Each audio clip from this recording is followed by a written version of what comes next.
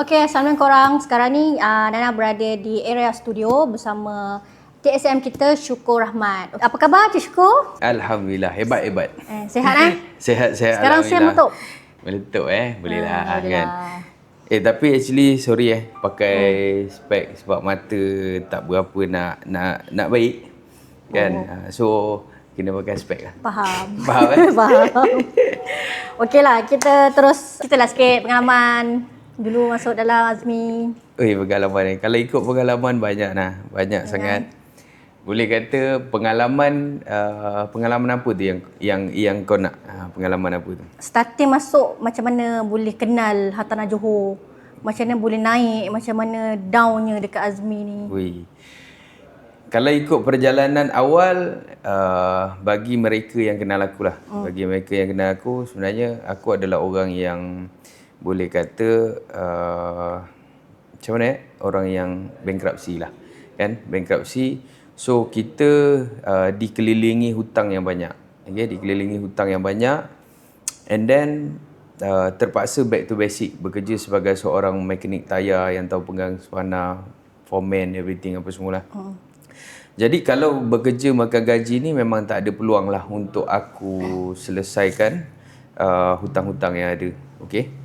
Jadi disebabkan kita sentiasa mencari solusi. Kalau ikut di peringkat awal dulu, boleh kata aku buat dalam 3-4 kerja sehari. Termasuklah jual kereta, sama bayar everything apa semualah.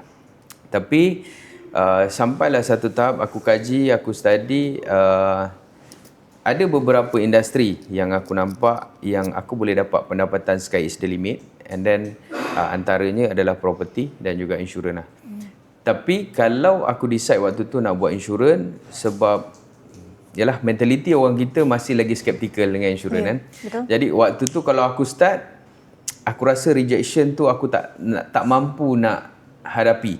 Dalam keadaan kita down, dalam keadaan kita dikelilingi pelbagai masalah. Betul. And then kena pula rejection dengan kawan-kawan, dan aku rasa benda tu akan downkan aku lagi. Betul. Jadi dalam kajian tu aku jumpa industri ni lah, property, dan aku yakin dan aku nampak industri ni boleh bagi aku pendapatan sky is the limit. Itu antara perkara positif di peringkat awal, dan aku decide untuk terjun dalam industri ni. Okey, sebelum tu nak tahu, macam mana boleh tahu pasal property? Siapa yang recommend? Siapa yang kenalkan?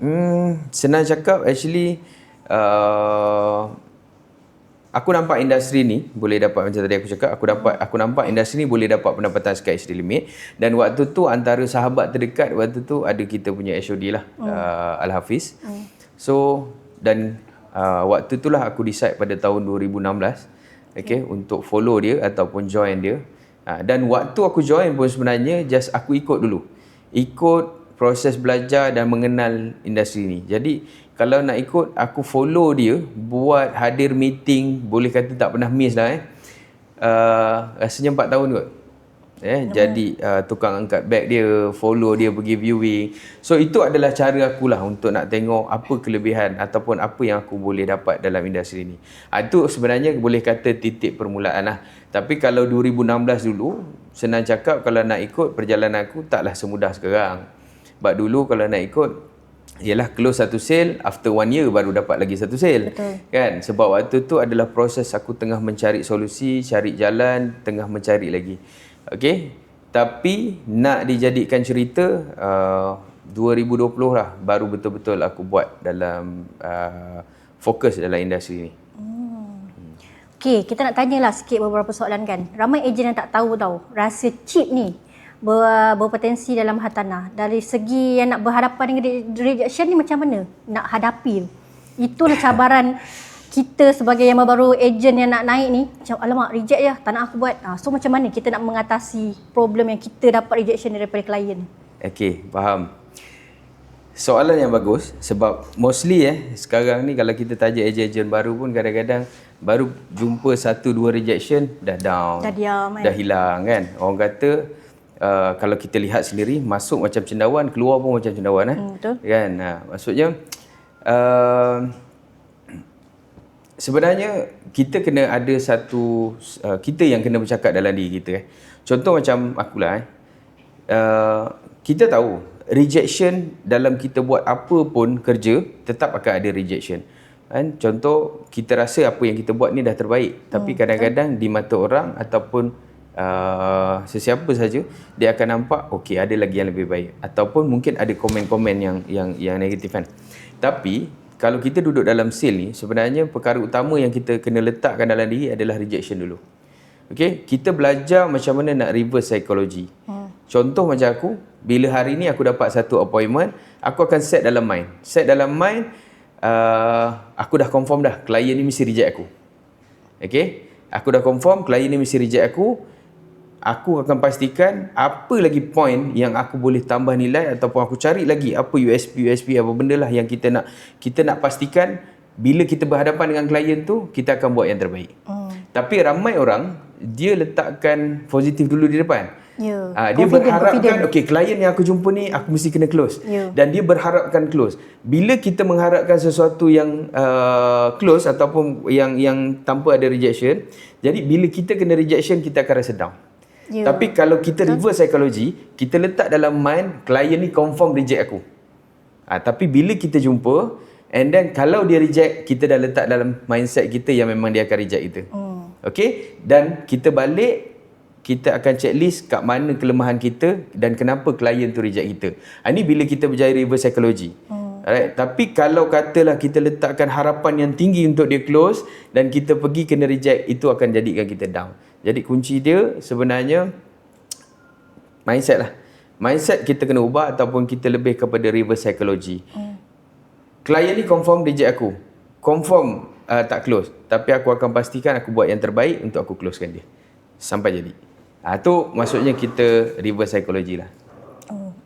Okay, faham. So tak semua orang boleh accept reject. Kadang-kadang ada orang macam, reject ni boleh buat aku lagi orang kata ke depan. Ada setengah orang pula, ada setengah agent reject tu macam, tak apalah, aku hold dululah, aku cari leader aku, macam mana nak motivate aku kan. Tapi itulah. Sekejap, aku nak tambah sikit.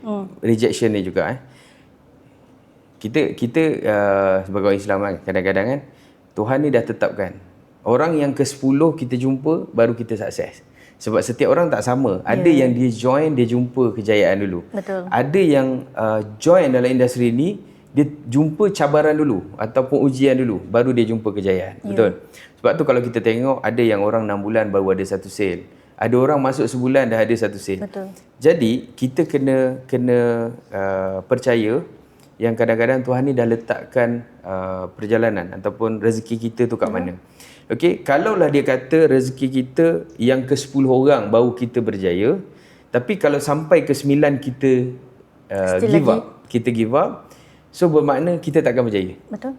Okey? Macam gitulah aku dulu. Setahun stop sebab disebabkan satu klien yang tak apalah, awak tak ada pengalaman, awak tak ada run. Okey, tak apa, kita reject. Setahun jugalah mengalami macam tu kan. So adalah beberapa ejen yang bagi orang kata semangat. Alhamdulillah sampai sekarang aku kat sini. Sebab tu aku suka bercakap, kalau dengan ejen lah aku suka bercakap, rezeki, ajal, maut, jodoh, itu adalah ketentuan dia. Betul. Jadi kau kena percaya yang setiap usaha kita pasti ada dia punya penghasilan. Jadi kita kena percaya juga yang rezeki tu dah ditentukan. Jangan give up, maksudnya jangan kalah dengan rejection. Sebab kadang-kadang rejection tu adalah benda yang paling bagus bagi aku supaya kita dapat belajar untuk improve diri. Sebab tu kalau kita pernah pergi mana-mana seminar-seminar motivasi, so dia akan cakap belajarlah daripada kegagalan. Sebab apa? Daripada kegagalan itulah kita akan belajar something new atau something yang baru. Sebab bila kita jumpa berjaya, kadang-kadang kita rasa selesa dan kita rasa senang ni. Tapi one day kita jumpa satu case yang berat ataupun kita jumpa satu rejection, kita down dan kita akan hilang daripada industri ni. Dan kena faham, letakkan dalam mindset, rejection ni adalah permulaan kita untuk mengajar kita akan dapat ilmu ataupun knowledge yang lebih baik supaya di masa akan datang, apa pun rejection yang datang, kita boleh twist lah. So itu bagi akulah pendapat aku, dan kita anggaplah rejection tu adalah sebagai permulaan kita, guru kita untuk kita lebih berjaya. Lagi ke depan lah. Okay. Kejayaan bukannya datang sekelip mata, betul tak? So macam mana, boleh kongsikan sikit tak rutin aktiviti Cip konsisten menjadi sale yang tertinggi ni? Tu yang kita nak tahu tu. Dia tertinggi rasanya, ada lagi yang lagi tinggi kan. Ya, tahu. Tapi Macam mana tak semua orang boleh konsisten dengan melakukan aktiviti rent. So macam mana? dia kunci dia adalah macam kita berniaga contoh kita berniaga kedai makan lah. Kalau kita berniaga kedai makan, hari ni kita buka, esok kita tak buka. So orang kenal tak kedai kita? Of course tak. Of course tak kenal kan. Ataupun orang tak akan tahu, tak konsisten lah kedai ni. So dia akan pergi kedai lain. Tapi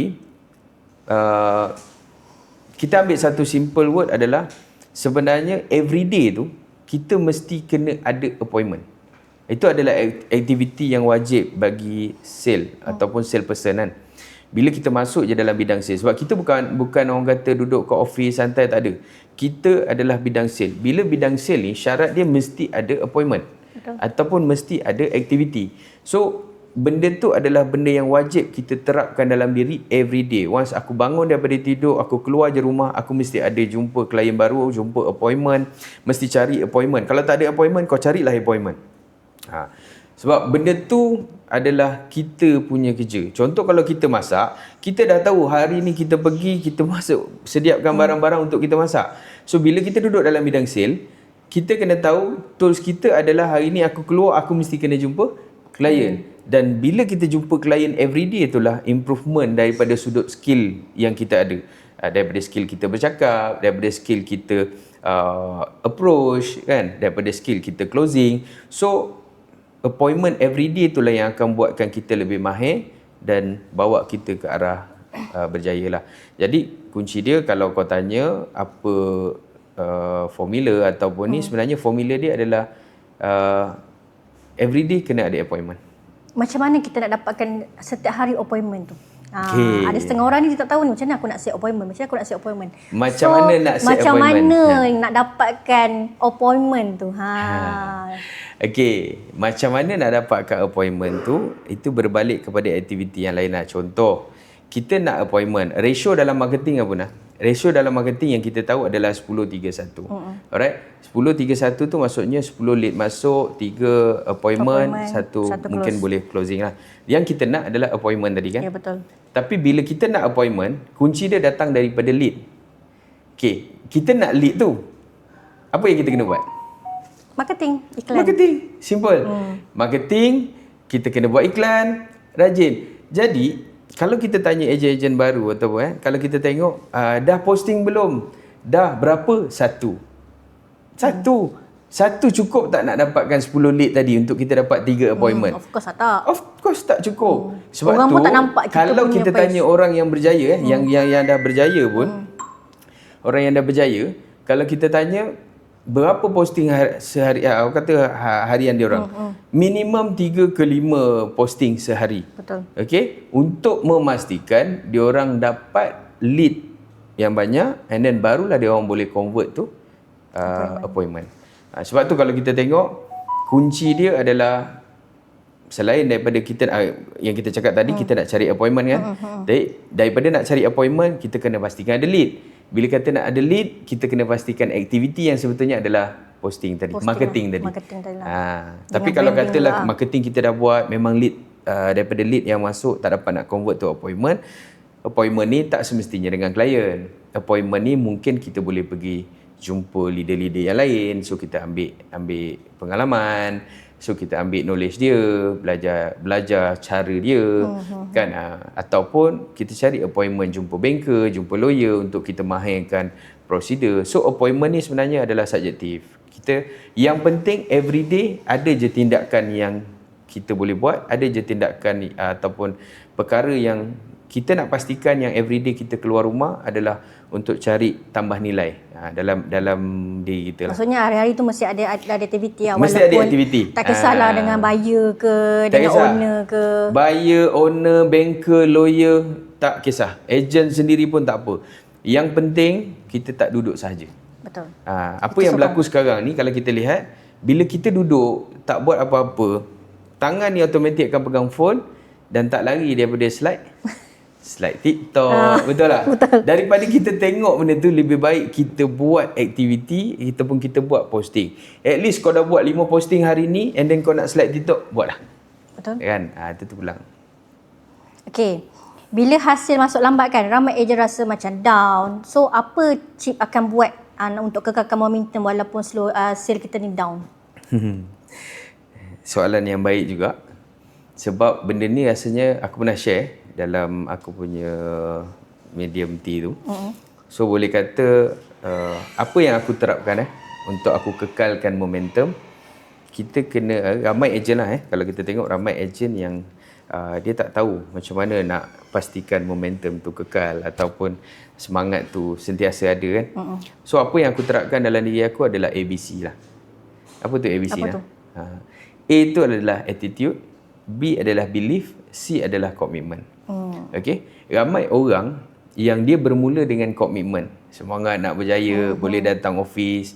Minggu pertama je, minggu kedua suruh datang office, dia dah tak boleh datang. Tak boleh dah. Sebab dia apa? pun tak tahu nak buat apa. Sebab apa? Sebab dia tak tahu kenapa dia kena buat. Okay? Tapi kalau kita tahu apa yang kita kena buat, sebab tu tadi aku cakap, dia bermula dengan A, B dan juga C. Sama juga dulu kita kecil-kecil belajar, kita belajar apa dulu? ABC juga kan? Okay. So A tu adalah attitude. Attitude ni maksudnya sikap kita. Sikap kita, dan apa yang aku terapkan dalam diri harian, aku akan tanya 4W 1H. 4W 1H. Apa tu? Apa? Apa tu? Okey. 4W 1H yang aku tanya dalam diri, senang cakap, what? Apa yang aku kena buat? Pertama apa yang aku kena buat? And then where? Industri apa yang aku kena buat? Okay? Yang kita nak ceburi kan? Yang kita nak ceburi kan? Apa yang kita kena buat? And then who? Siapa yang kena buat? Okay? And then why? Kenapa aku kena buat? Why ni kena kuat lah. Itu yang selalu orang cakap big why tu. Okay? 4W 1H ni, kalau kita tanya everyday dalam diri kita, dia akan nampak apa ataupun sikap kita, apa yang kita nak sebenarnya dalam industri ni. Sebab tu kadang-kadang aku tanya benda tu berhari-hari dalam diri. Tapi yang paling penting why tadilah. 4W tu what, apa yang kita kena buat, who, siapa yang kena buat, where, di mana yang kita nak kita kena buat, Azmi Anchor lah ataupun Azmi Real Estate ni. And then why, kenapa kita kena buat. Why ni yang kita kena kuatkan. Why ni yang kita kena tanya dalam diri, kenapa sebenarnya kau nak terjun dalam industri ni? Apa yang kau nak capai? Contoh kalau aku lebih kepada masa tu, waktu tu aku bankruptcy kan. So why aku kuat adalah untuk aku selesaikan hutang-hutang aku. Okay? And then family lah, kita nak bagi satu keselesaan kepada family. So big why itulah yang setiap hari aku balik, aku pandang muka anak bini aku, so benda tu akan jadi semangat. And then barulah timbul lagi satu, H tu adalah how, bagaimana aku nak buat. So bila kita ada pertanyaan bagaimana, so kita akan cari jalan, direction, apa yang kita kena buat. Betul? And then kita nampak jalan, kita tengok orang ni buat, kita orang ni buat, tapi dia tak ada kepercayaan. B tadi. Betul. Belief. Dia tak ada kepercayaan. Bila tak ada kepercayaan, dia akan stuck kat situ. Betul. Sebab tu, aku study juga, belief tu, aku yakin yang industri boleh ubah kehidupan aku dan aku boleh dapat pendapatan sky is the limit. And then aku percaya dengan industri ni juga akan keluarkan aku daripada kepompong permasalahan aku ni kan. Dan baru pergi kepada yang ketiga, iaitu C, komitmen. So bila kita nampak apa yang kita cari, kita nampak apa yang kita nak, and then benda tu akan jadi kekuatan kita yang akan menolak kita. Aku tak boleh malas. So hari ni aku tidur, aku baring, tak boleh ni, aku kena bangun. Aku kena pergi office. So itulah yang akan datang komitmen secara orang kata yang betul-betul. Untuk yang memastikan momentum kita tu kekal. Jadi kita kena faham lah A, B dan juga C. Kalau ikut aku macam tadi awal aku cakap, aku seorang mekanik tayar yang tahu pegang spana, yang kita tak ada pun knowledgeable dalam property. Kita tak ada pun pengalaman yang besar dalam bidang ni. Tapi disebabkan tadi big why aku, okay, attitude tadi, kita ada big why yang besar. Yang kedua, aku yakin dan percaya dengan industri yang aku buat ni mampu untuk ubah aku punya kehidupan, keluar daripada kepompong permasalahan ni. Dan itu komitmen yang automatik akan menolak aku tak boleh miss dalam setiap kelas, aku tak boleh miss dalam setiap meeting supaya aku tak tertinggal, aku tak boleh miss appointment. So benda tu yang akan menolak aku keluar. Dan itulah walaupun kita dah tahu, kita dah banyak knowledge, kita still lagi kena belajar dan belajar dan belajar kan? Betul. Sebab Macam kita cakap lah, orang dulu kata nak belajar biarlah mengikut zaman. Betul tak? Kita kena tahu setiap masa ataupun setiap hari, setiap tahun, perubahan demi perubahan yang kita dapat. Okay? Yang kita tahu dalam kehidupan ni. Jadi kalau kita tak ikut trend, kita akan jauh ketinggalan. Betul. Jadi sebab tu bagi aku, belajar tu tetap kena belajar. Keluar pergi kelas, pergi meeting, tetap kita kena pergi. Okay? Dan kita tak boleh rasakan diri kita pandai sebab ada orang yang lebih pandai. Dan kalau boleh cepat, kalau kita tanya, kalau boleh cepat, semua orang nak cepat kan? Betul. Nak cepat tapi malah nak pergi kelas. Okay? Berjaya ataupun gagal? Mestilah nak berjaya, betul. Semua orang nak berjaya. Tapi tak nak keluar pergi cari ilmu, tak nak jumpa kawan-kawan yang dah berjaya untuk korek sedikit ilmu dia. So semua orang kata dia tak buat. Okey? Tapi kalau kita tanya nak kaya atau miskin? Mestilah nak kaya, betul. Semua orang nak kaya. Tapi dia tak ada perbuatan yang nak menuju ke arah kekayaan tu. Semua dijadikan alasan. So skip alasan tu, cari cara macam mana aku nak pergi, macam mana aku nak buat, macam mana aku nak dapat. Benda tu yang kena ada lah. Betul. Jadi benda-benda tu lah yang akan memastikan momentum kau akan kekal.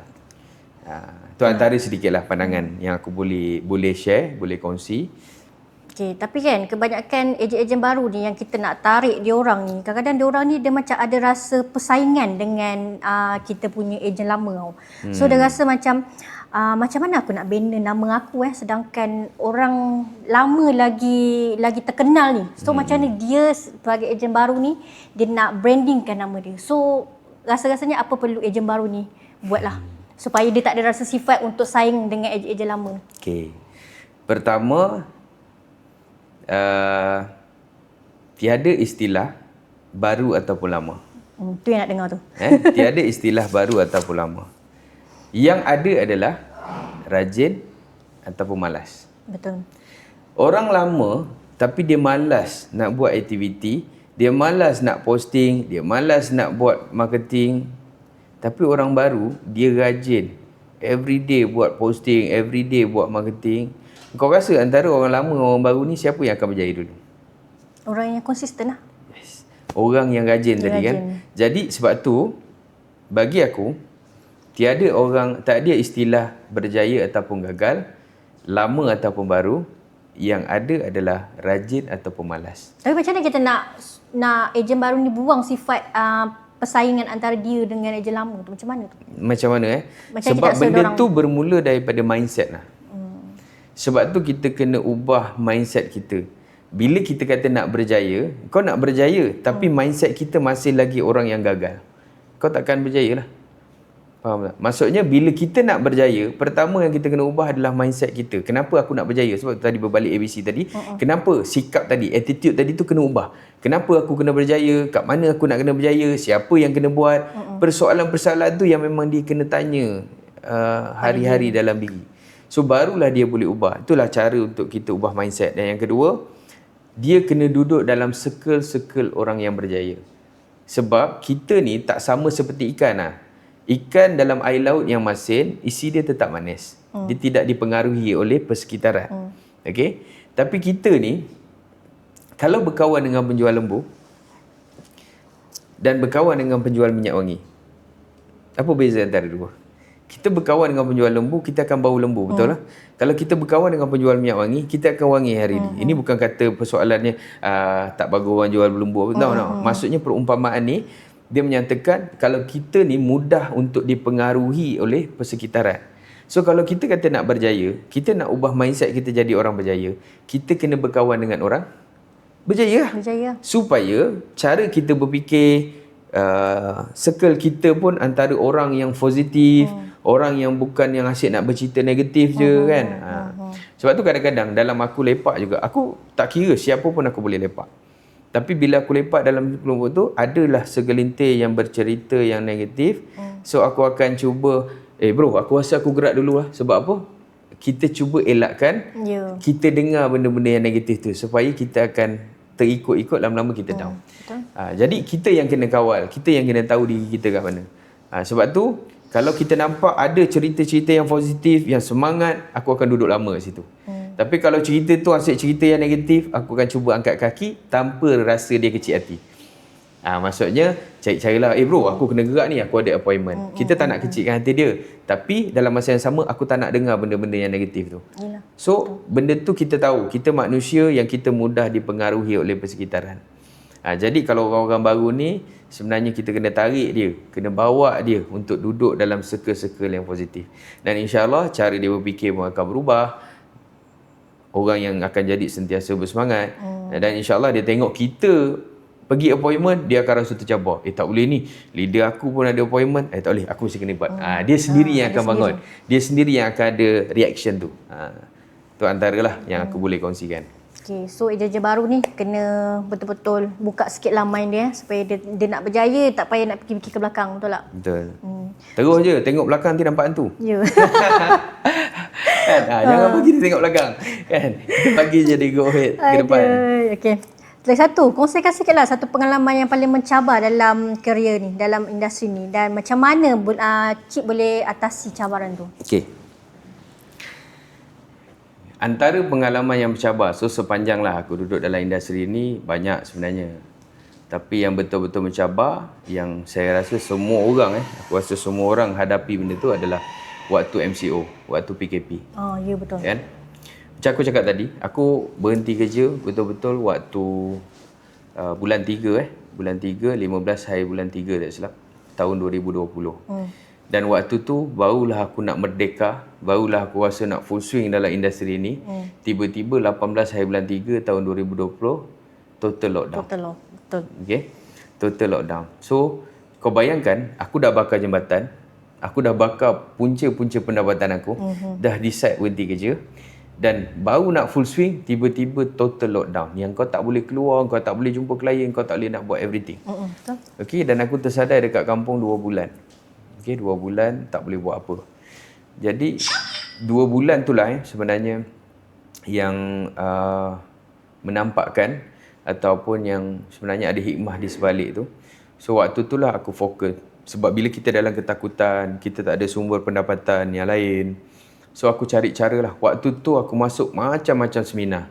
Macam-macam seminar, macam-macam kelas untuk aku pastikan boleh improve aku punya knowledge. Dan sentiasa cari macam mana aku nak buat sale, aku tak dapat jumpa orang. Macam mana aku nak close, tak boleh nak jumpa orang. Tu cabaran yang paling aku rasa paling besar lah. Okay. Dan suka ataupun tak, waktu tu semua orang tengah cari cara untuk survive. Betul? Waktu PKP tu kan. Dan waktu tu lah aku beranikan diri buat live Facebook. Okey, tak merapu je kau cakap. Tapi waktu tu ada juga idea panggil banker, jadi moderator untuk bertanya soalan. Padahal dalam masa yang sama aku nak belajar kat situ kan.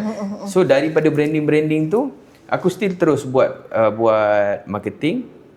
And then cabaran yang paling besar adalah bila kita nak close klien tanpa berjumpa dan tanpa viewing. Itu cabaran tu. Cabaran. Sangat besar cabaran tu sebab normally yang kita jumpa pun susah kita nak close. Ini kan pula yang kita tak jumpa. Kita tak jumpa tapi boleh, macam mana kita nak closekan klien tu? Tak boleh view pula tu. Betul. Tak boleh keluar view kan? Jadi waktu tu cabaran yang paling besar lah. Tapi itulah kita cakap, nak dikatakan rezeki, ketentuan dia kan. Dengan kesungguhan yang kita ada, kita percaya pada rezeki, kita bercakap dengan penuh emosi, bersungguh. Dan waktu tu alhamdulillah, senang cakap lah, time lockdown tu juga, PKP tu, yang tak tahu, miracle will happen lah. Satu keajaiban yang aku berjaya close waktu tu sale hampir 3 juta. Dalam masa 3 bulan hampir 3 juta, yang mana keseluruhan sale tu tanpa viewing dan mostly adalah close by WhatsApp. Dan call saja. So tu antara cabaran dalam marketing, cabaran dalam kita nak dapatkan sale. Tapi alhamdulillah waktu tu berjaya juga dapat dalam masa 3 bulan 3 juta. So itu antara benda yang wow yang aku dapat lah waktu tu. Walaupun kita hadapi satu ujian dan cabaran yang besar, tapi kita berjaya tembus. Itulah titik tolak sebenarnya, permulaan yang bangkitkan aku betul-betul daripada industri ini. Kan? Tu orang kata rezeki kita tak salah alamat. Yes. Walaupun dalam keadaan PKP macam mana, kita tak boleh keluar pun, kita ada solution kita sendiri untuk kita nak close. Dan kunci yang kita kena faham, bila rezeki tu dah ditentukan adalah milik engkau, memang kau akan terima. Tapi kalau bukan milik engkau dan nak masuk mulut pun boleh terkeluar. Betul. Sebab tu kita cakap kita kena percaya benda tu kan. Kita kena percaya benda tu, dan apa yang aku nampak bila kata dah memang rezeki tu dah ditentukan hak milik kita, macam mana pun cabaran yang kita tempuh tetap kita boleh hadap dan kita akan dapat rezeki tu. Itu daripada sudut rezeki, daripada sudut marketing. Dan cabaran lain, kita dah jalankan proses jual beli, tiba-tiba dah 90%, sikit je lagi tinggal sign dekat depan pentadbir, tiba-tiba dapat surat fired daripada owner. Wah, itu pun cabaran juga. Tu bisa tu. Kau bayangkan, kau dah uruskan dalam waktu tu, dalam proses PKP, total lockdown yang kedua lah, maksudnya masih lagi yang memang kita nak keluar keterbatasan, tapi dah boleh keluar lah waktu tu kan. Proses dah berjalan, jual beli dah 90%, dah nak selesai dah. Tinggal sign depan pentadbir, advice to disperse. Dah nak habis. Dah nak final Dah nak final. Tiba-tiba dapat surat fired daripada owner. Itu yang betul cabaran. Cabaran. Tapi that's why kita cakap tadi, kita kena kawal emosi, berfikir secara rasional, kita cari solusi. Dan alhamdulillah waktu tu aku dapat berjaya selesaikan. Ngam-ngam dia hantar surat tu depan pejabat lawyer, so aku minta dia naik ke pejabat lawyer and then serahkan, maksudnya kita jumpakan lawyer, dapatkan lawyer sebagai saksi. Dan waktu tu adalah soalan-soalan killer yang lawyer tanya dengan dia yang dia tak boleh nak jawab, dan akhirnya dia teruskan. So adalah perkara-perkara lain kan. Dan yang lainnya ada juga, tiba-tiba pembeli dah 7 bulan, tu dah masuk, dah nak habis total lockdown waktu tu. 7 bulan tu tiba-tiba dia cancel. So ada jugalah cabaran-cabaran yang lain yang kita terpaksa fight law kan. Itu antaralah sedikit perjalanan awal daripada cabaran, ataupun kalau kita tanya, semua orang ada cabaran dan ujian masing-masing. Betul. Jadi benda tu boleh kata antara yang, yalah, kadang-kadang bila kita tanya orang, kita dengar yang manis-manis, kita dengar yang indah-indah, betul tapi kita kena ingat satu benda, setiap orang yang berjaya tu, dia tetap ada cabaran dan ujian dia. Betul. Sebab tu ujian kita dengan ujian orang tak sama. Tapi ujian itulah yang akan mematangkan kita, yang akan bagi kita, kita berbalik pada awal tadi, kegagalan itulah yang akan bawa kita lebih berjaya. Belajarlah daripada pengalaman tu, belajarlah daripada kegagalan tu. So, kalau tanya aku, apa cabaran? Cabaran aku besar. Aku rasa lebih besar daripada kawan-kawan yang ada di sekeliling aku kan. Tapi alhamdulillah ujian tu juga yang mematangkan aku, dan hari ni apa pun ujian yang datang aku dah boleh lalu. Sebab apa? Kita dah lalu dah fasa tu. Dah tempuh dah. Kan, yang kita dah boleh senyum. Kalau dulu mungkin kita beremosi, tapi waktu sekarang ni kalau jumpa lagi, aku dah boleh senyum dan aku dah tahu apa cara untuk aku atasi. Apa perlu kita kontrol lah kan, emosi klien atau buyer. Okey, apa mindset yang paling penting untuk semua ejen hartanah ni yang patut kalau diorang nak mencapai kejayaan yang luar biasa? Apa mindset diorang? Cabaran yang orang kata luar biasa ni ada step-step dia kan. So apa? Mindset pertama kalau kita tengok bila kita nak berjaya ni golongan yang berjaya di dalam Malaysia, di dalam dunia ni tak banyak. Iaitu kita panggil golongan 1% lah. Okey, golongan 1%. So golongan 1% ni dia ada satu minda pemikiran yang berbeza. Okey. Sebab tu minda 1% ni yang usaha dia lain daripada yang lain. Cara dia berfikir pun lain daripada yang lain. Jadi kalau kita nak berjaya ni, memang kita kena duduk ataupun kena masuk kepada minda 1% tadi. Minda 1% ni adalah, macam mana cakap, kalau dulu aku belajar seminar usahawan tu dia panggil minda jutawan lah. Minda jutawan ni maksudnya minda yang mindset dia adalah fikir cara how to success kan. Macam mana kita nak jadi investor, macam mana kita nak jadi orang berjaya, macam mana kita nak jadi orang yang more sukses. Jadi mindset 1% ni adalah mindset minda seorang jutawan.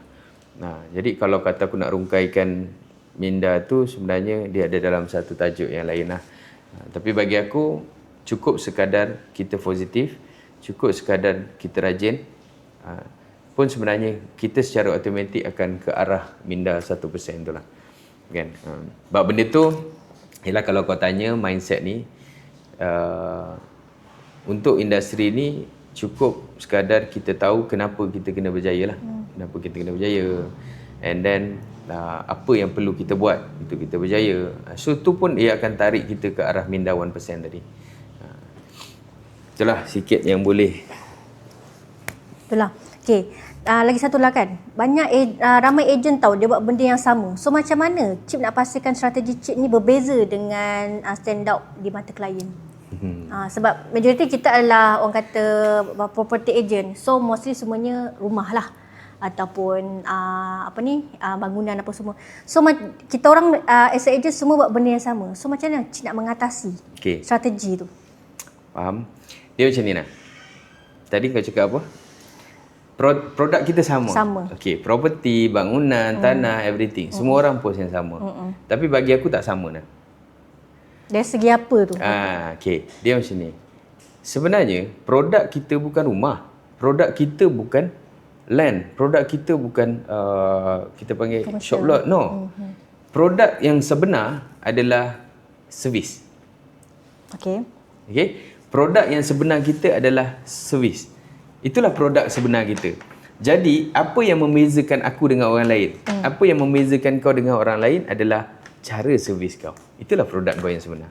Sebab tu aku boleh nampak kat sini, kalau kita join dalam bidang sale, kita masuk dalam industri ni, tapi kau nak menjual rumah, kau jual rumah, bermakna kau boleh jadi promoter dekat pasar raya.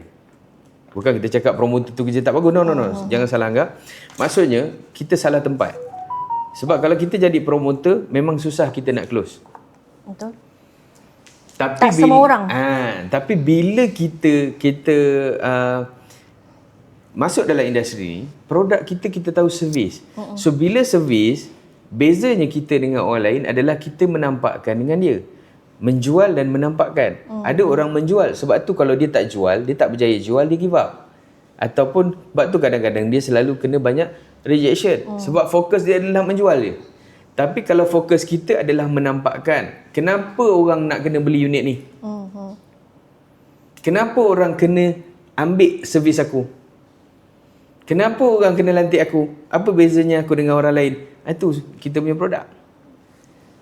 Sebab tu ada yang tanya, Cik macam mana Cik boleh pegang owner ni tak bagi kat orang lain?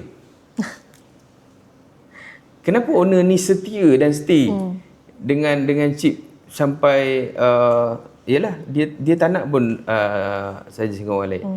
Itulah beza servis kita dengan orang lain.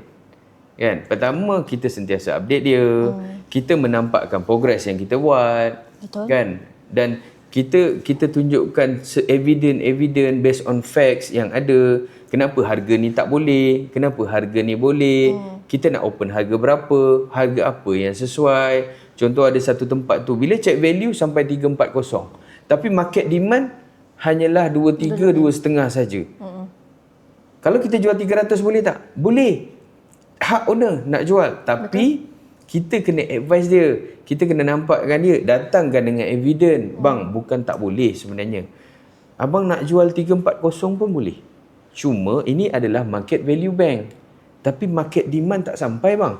Sebab market demand kawasan ni around dalam 2.3 ke 2.5. Ini contoh. Yang ni nampak owner jual 2.3 pun sampai hari ni tak terjual. Agak-agak kalau kita buka 300 jual tak bang? Contoh. So maknanya kita menampakkan owner dan dia rasa apa yang kita cakap tu adalah facts dan dia nampak benda tu ada evidence yang disokong dan dia accept. Dan dia nampak kita like a professional sebab kita bagi Ferdinand. Dan kalau dia kata boleh tak saya nak try dulu? Boleh, tak ada masalah. Kita try lah sebulan dulu, kita tengok macam mana. So dia akan nampak benda tu dan akhirnya dia akan trust kita. Betul lah Cik Syukur apa yang awak cakap. Tak apalah macam ni lah. Saya serahlah kat Cik Syukur harga nak jual berapa.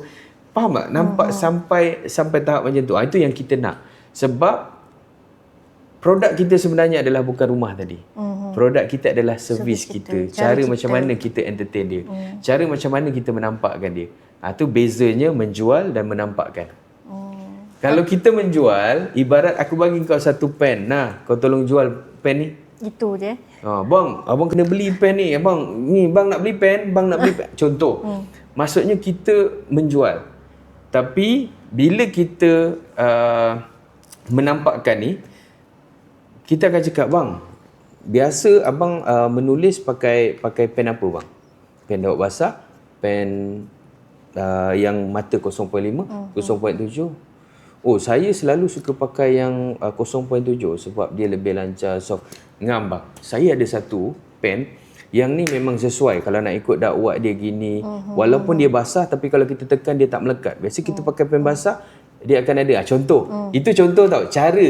Aku jual pen juga, kau jual pen. Cara tapi penyampaian cara kita penyampaian kita tu different. Ya. Sebab kita menampakkan sesuatu yang dia perlu. Cara kita explain macam mana kan. Kadang-kadang explain kita ni dah betul dah. Tapi cara kita punya orang kata bercakap tu buatkan orang percaya ke atau Nampak tidak. tak tadi kita cerita pen, ada orang yang dia terus straightforward. Bang nak beli pen, bang nak beli pen, tak ada orang pun nak singgah. Tapi teknik yang kedua adalah kita menampakkan dia. Kita tanya apa yang dia perlu. That's why benda tu berbeza. Itu kita cakap secara servis kita tu yang membezakan. Jadi kalau kita duduk dalam industri ni, produk yang tepat bukanlah rumah tadi. Produk yang tepat untuk seorang property agent adalah cara servis dia. Cara servis kita lah.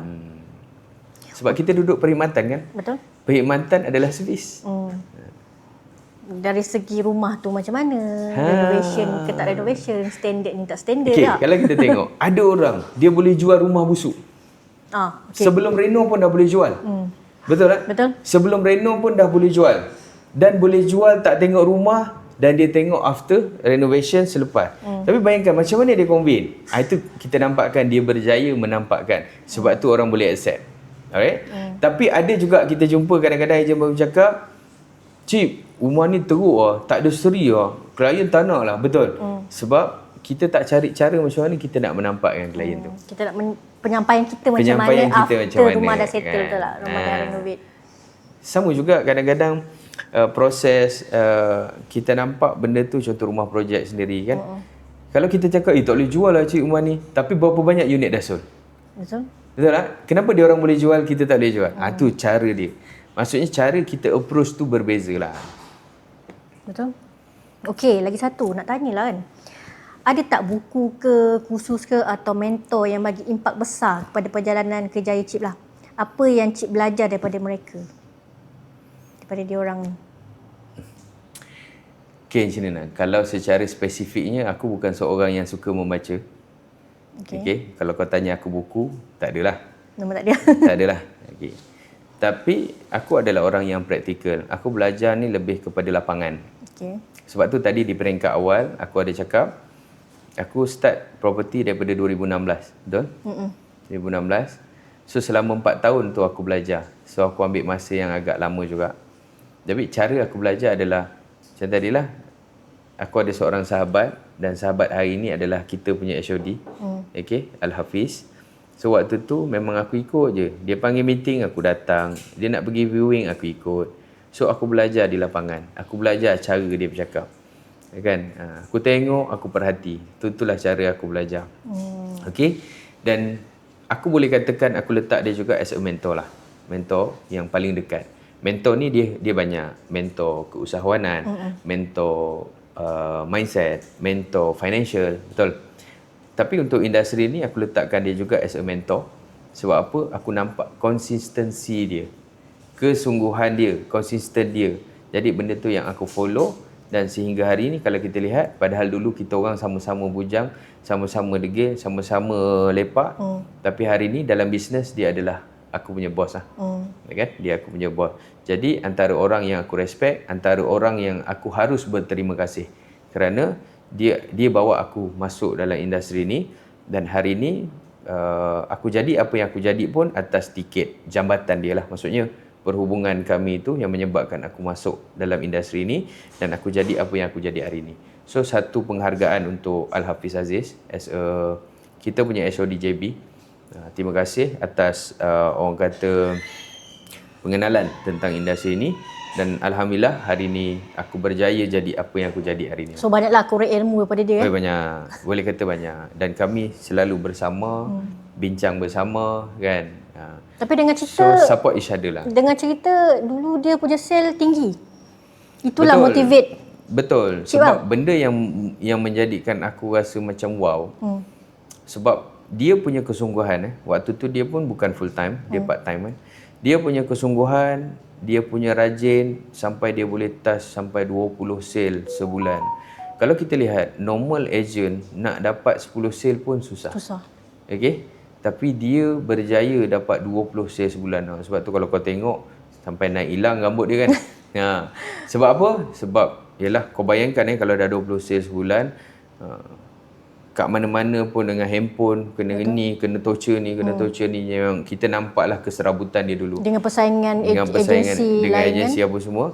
Tapi kalau kita tengok apa usaha dia dulu, hari ni dah dibayar. Okey, dulu sebagai seorang ejen biasa, hari ni dah ada agensi sendiri.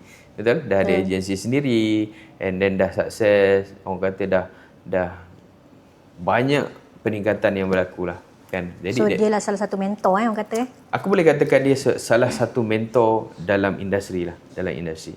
So mentor di luar, still ada lah mentor di luar yang memberi aku kata-kata motivasi. Tu still ada. Belajar untuk management, aku pun ada mentor. And then financial pun kita ada mentor kita. Tapi kalau kau tanya aku dalam industri ni, aku boleh katakan Al-Hafiz Aziz salah seorang mentor yang paling dekat dalam industri ni lah. Okay, nak tanya lagi satu. Bila rasa kita nak give up tu, apa yang Cik selalu ingat dan nak buat terus bergerak ke depan? Big why kita. The simple word senang je nah. Kita nak tolakkan, aku jangan give up. Okay. So macam nak mengatasi tu. Betul. Kunci dia adalah, sebab tu kita cakap ramai yang join dalam industri ni kadang-kadang dia tak nampak apa itu big why dia. Dia ikut kawan. Aku tengok Nana sekarang dah sukses shoot dalam property. Aku nak join lah. Dia join, dia tak tahu kenapa dia nak kena join. Betul tak? Tak ada big why. Tapi sebenarnya bila dia kena faham apa itu big why dulu. And then dia kena letakkan big why tu kat depan. Baru setiap kali dia nak give up, dia akan pandang big why dia. Contoh macam aku cakap tadi lah, aku letakkan family, anak bini aku, family adalah big why. Jadi once bila kita rasa nak selesa, kita rasa nak nak down, bila aku pandang balik muka anak bini aku, tak boleh, aku bangun. Faham tak? So kita kena cari apa itu big why kita. So kalau kita nampak big why tu, kau tak ada masa untuk rehat, kau tak ada masa untuk melahu ataupun enjoy. So yang kau fikir adalah how to improve. Macam mana kita nak improve, macam mana kita nak berjaya every day. Sebab tu fahami juga konsep kejayaan dalam Islam tu juga. Maknanya hari ni lebih baik daripada semalam, hari-hari mendatang lebih baik daripada hari ni. So every day kau kena pastikan hari ni hari akan datang ni lebih baik daripada hari ni, dan hari ni lebih baik daripada semalam. So kau kena pastikan lah. Maksud dia tu adalah dia tidak semestinya kau kena ada sale yang banyak. Kejayaan ni dia bermula adalah daripada sekecil-kecil kejayaan. Kalau sebelum ni kau bangun pukul 12 tengah hari, esok kau bangun pukul 10 pagi. Kejayaan tak? Kejayaan. So improve lagi. Sampailah kita boleh bangun subuh. Benda yang kita kena buat. Improvement ataupun kejayaan kecil tu yang akan bagi kita satu kejayaan besar. Sebab tu kalau dalam seminar usahawan dia cakap langkah pertama, langkah 1000 tadi bermula daripada langkah pertama. Kejayaan yang besar ni dia hadir daripada kejayaan-kejayaan kecil ni. Riak-riak air yang kecil bila bercantum jadi satu ombak yang besar. Itu kalau perumpamaan dalam ayat tu lah. Itu kalau give up orang kata yang berfamily So kalau kita tak nak down tu, kita tengoklah family. Yang mana pula yang jiwa-jiwa muda ni yang baru nak mencuburi kita punya industri ni. So setengah orang kata Gen Z ni, dia kalau nampak yang manis je, dah dapat. So tiba masa satu part tu dia rasa give up, tak apalah aku cari yang lain. Macam ni yang Gen Z yang baru ni. Faham. Big why orang ni dia tak sama. Macam aku cakap tadi, yang family aku letakkan dia adalah family, betul? Itu aku. Tapi bila orang lain, kadang-kadang big why dia adalah desire dia, impian dia. Betul. So benda tu bergantung kepada orang lah. Walaupun dia bujang, tapi mungkin impian dia adalah mungkin dia nak pakai kereta mewah something, ataupun kereta idaman dia. Itulah big why dia. Faham tak? Maksudnya itulah goal setting dia, big why dia yang dia kena nampak. So dia nak pakai, contoh aku nak pakai R35, umur aku contoh 30 tahun. Sekarang umur dia berapa? 28 tahun. So dia ada 2 tahun. So bila 2 tahun, itulah big why dia. Bila dia nampak, kalau aku malas aku tak dapat pakai. So kalau dia nak capai, apa yang dia kena buat? So itu yang kita panggil big why. So big why tu yang dia kena tampal. Kalau dia bujang, dia tampal lah kereta idaman dia tu dekat depan peti ais ke. Kenapa depan peti ais? Setiap kali kau nak buka peti ais, kau akan tengok. Kau nampak. Kat tepi katil, kat pintu masuk. So benda tu supaya dia mengingatkan kita tak ada masa untuk kita give up. Tak ada masa untuk kita buang masa lah untuk achieve kan. So itu salah satu cara lah yang aku buat supaya aku ni tak malas, supaya aku ni tak give up kan. Dan kena ingat satu benda nah, orang berjaya dia takkan pernah give up. Betul. Orang give up takkan pernah berjaya. Ayat yang sama bila diterbalikkan mempunyai maksud yang berbeza. Jadi orang berjaya dia takkan pernah give up dan orang yang give up takkan pernah berjaya. Betul. Jadi kalau kita tengok diterbalikkan, poin dia adalah lebih kurang sama tapi maksudnya Cuma berbeza. kita kena ubah lah kan. Ya. Okay. So, nak tanya sikit lah. Kalau ejen ni, dia struggle tau nak capai target. So, apa lah langkah utama Cip dan cadangan bagi mereka yang nak bangkit semula ni? Struggle tu nak capai target tu. Faham? Struggle nak sampai target ni sebenarnya dia kena semak balik aktiviti lah. Yang asas ni. Yang pertama, semak balik aktiviti. Semak balik aktiviti dia, checklist balik cara dia buat marketing, strategi marketing, medium apa yang dia gunakan, aktiviti awalan tu. Sebab aktiviti tu lah yang akan menolak kita. Sebab kita faham dia struggle. Jadi, bila struggle ni, macam aku dulu, memang semua waktu tu, especially daripada duit sendiri kan, untuk marketing spend tu, yang kita tak boleh nak membazir. Sebab itu je yang kita ada. Ya, betul. Faham kan? Tapi kita kena cari cara strategi yang betul. Sama ada kita semak balik lead-lead yang lama, gunakan lead-lead yang lama, buat call calling, buat benda yang minimizekan cost tapi penghasilan lebih. Maknanya dia kena semak balik aktiviti kita. And then yang kedua pula, dia kena banyak jumpa dengan mentor-mentor ataupun jumpa dengan circle yang positif, circle-circle yang berjaya, supaya kita kena faham satu benda nah. Kita boleh datang office sebab kita bersemangat. Tapi one day semangat tu hilang, kau akan jadi alasan untuk datang office. Betul? Jadi sama juga. Once kita dengan struggle ni, kita kena cari orang yang sentiasa boleh bagi kita semangat. Okay, sentiasa boleh bagi kita, orang kata, energy. Jadi dengan energy itulah yang akan menolak kita untuk rajin hadir office, rajin untuk buat aktiviti. So benda tu khusus lah untuk orang-orang yang struggle lah. Kan? Dan yang lain-lain sebenarnya adalah individu tu sendirilah. Macam mana cara dia olah kerja dia, cara dia buat untuk memastikan perjalanan dia tu smooth. Itu antaralah yang boleh dikongsikan. Tapi yang paling kuat adalah aktiviti tadi, dia kena semak balik dan carilah dia punya mentor, carilah dia punya leader yang boleh support dan bantu dia di saat dia memerlukan. Betul. Kan? Okay, dalam kejayaan hartanah ni, ramai orang percaya network is network lah. So macam mana Cip bina dan jaga hubungan baik dengan klien, dengan ejen-ejen lain? Salah satunya agensi luar lah. Macam tu. Banyak sebenarnya nah. Pertama, macam kau tanya aku lah, kenapa value ni aku WhatsApp tak reply? Kan? Betul. Tapi kenapa aku WhatsApp dia reply? Apa beza nah? Sebab cara kita entertain kan. Kadang-kadang bengkel yang sama, tapi bila aku WhatsApp dia balas, kau WhatsApp tak balas. 2-3 hari tu 3 hari baru reply. Sebab tu pertama cara kita entertain dia. Okey.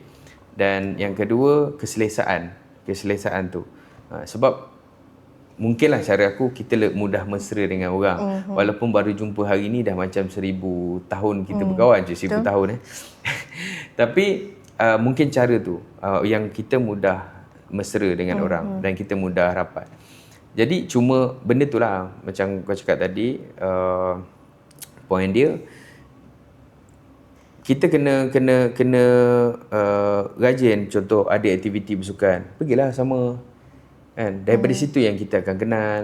Ataupun kita ada waktu free, tu yang macam tadi aku cakap, cari appointment tadi, try lah call banker, awak kat mana? Contoh kalau perempuan lah. Tapi kalau aku, kau kat mana? Free tak? Jom minum aku belanja. Contoh. Ini bukan rasuah, tidak. Maksudnya sebenarnya kita bila jumpa dengan dia, so mungkin kita boleh tanya something, banyak benda.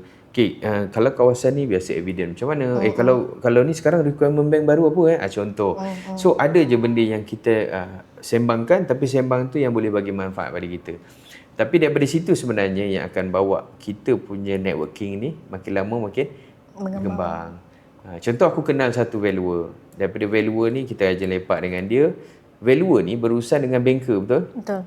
Bro, nanti aku bagilah nombor kontak banker-banker aku. Kalau kau nak submit loan, try lah bagi kat dia. Contoh.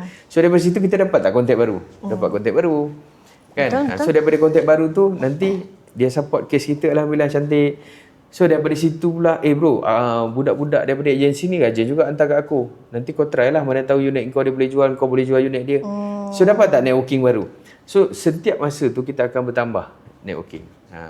Daripada situlah sebenarnya perkembangan. Kalau orang tanya penting tak networking ni dalam industri ni, sangat penting. Betul. Sangat penting. Kalau kata networking ni adalah antara part yang sangat penting dalam industri ni. Lagi ramai kenalan kita, lagi mudah perjalanan kita tu.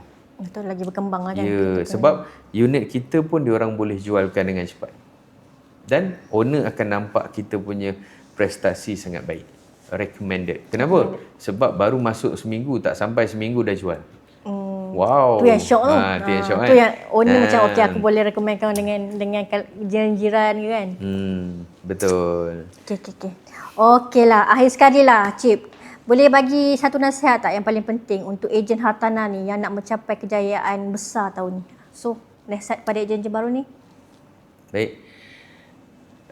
Sedikit perkongsian dan rasanya mostly diorang pun dah tahu, tapi aku nak remind lagi. Nak remind lagi. Apa yang aku amalkan, apa yang aku buat sehingga hari ini. Pertama adalah 4 kunci pemasaran online lah. 4 kunci pemasaran online. Yang ni yang aku rasa aku nak tekankan kepada semua, termasuk baru ataupun lama. 4 kunci pemasaran online. Yang pertama adalah apa dia?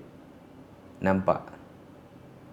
4 kunci pemasaran online tadi. Sebab kita dah duduk dalam online punya sesi kan. Sebab kebanyakan semua dah secara online. So 4 kunci pemasaran online. Yang pertama adalah kita nak bagi orang nampak. So bila kita nak bagi orang nampak, kunci dia apa? Branding lah. No, posting. Betul. So kalau kau boleh post 1000 kali pun lagi baik. So apa kita nak bagi orang nampak kita. Betul kan? Lagi banyak kita posting, lagi banyak orang akan nampak kita. Itu yang pertama, nak bagi orang nampak. So bila orang dah nampak, orang akan kenal. Orang akan kenal. So, Nana buat property dah sekarang ni. Ni, faham tak? Orang dah mula kenal. Terutama kawan-kawan kita akan start stalker kita. Betul? So, bagi je dia orang kenal. Kita senang cakap konsep pacak bendera. Biar orang tahu kita buat property. Itu termasuklah kau nak branding ke, kau nak educate ke, kau nak apa ke. Yang penting, pertama posting, bagi orang nampak. Yang kedua, kenal. Bila orang dah kenal, kadang-kadang yang kita update aktiviti tu akan mula ada orang-orang yang stalker tadi akan mula suka. So yang ketiga adalah suka. Dia suka dengan cara kita entertain klien. Dia suka cara storytelling kita, copywriting kita. Dia suka dengan kita punya posting sebab kita bagi awareness dekat dia. Dia suka dengan kita sebab kita educate dia cara nak beli rumah contoh. Alright? So, daripada suka itulah barulah timbul trust. Dan trust itulah, kau percaya ataupun tidak, dengan trust itulah yang akan memastikan kadang-kadang kau tak buat posting pun ada orang datang kontak kau. Betul. Kan? Daripada trust tu jugalah nanti mulut ke mulut bercakap, kau try minta Nana jualkan. Aku tengok dia bagus tu. Kepercayaan orang. Dia tak pernah guna servis kau, tapi dia trust dengan kau. Dia recommend kawan dia. Betul? So, itu pun antara benda yang paling penting yang kita nak adalah trust. Kepercayaan. Jadi, bisnes kita adalah bisnes kepercayaan sebenarnya. So, kalau kita dapat bina trust, build trust kepada klien, audien, owner, buyer, insya-Allah perjalanan tu akan mudah dan senang cakap proses tu akan terus berjalan dengan lancar lah. Jadi antara nasihat, kita panggil apa tadi soalan dia, benda yang aku boleh bagi, amalkanlah 4 kunci pemasaran online. Yang pertama nampak, yang kedua supaya orang kenal, and then yang ketiga suka dan trust. 4 kunci pemasaran online ni kalau kau buat, insya-Allah dia akan terus maju. Okey, alhamdulillah setakat ni banyak jugalah Cik Syukur sharing dia punya permasalahan dia, dia punya orang kata cara macam mana nak close sale berjuta-juta ni kan. Berjuta-juta berjuta-juta. Tapi kau nampak formal kalau sebelum ni kau macam tak formal sangat. Tak. So ni macam lalat santai-santai. Kenapa macam gugup lain macam? Okay. Dah lah ad hoc Dah lah ad hoc. Betul cakap alamak. Okay, tak apalah. So sampai di sini saja Cik Syukur. Kita akan ada masa yang akan datang kalau ada sharing lagi nanti kita akan info lah. Okay, sampai di sini saja. Kalau siapa yang nak tengok kita orang punya area studio boleh tengok dekat kita punya YouTube Azmi Real Estate Agency JB.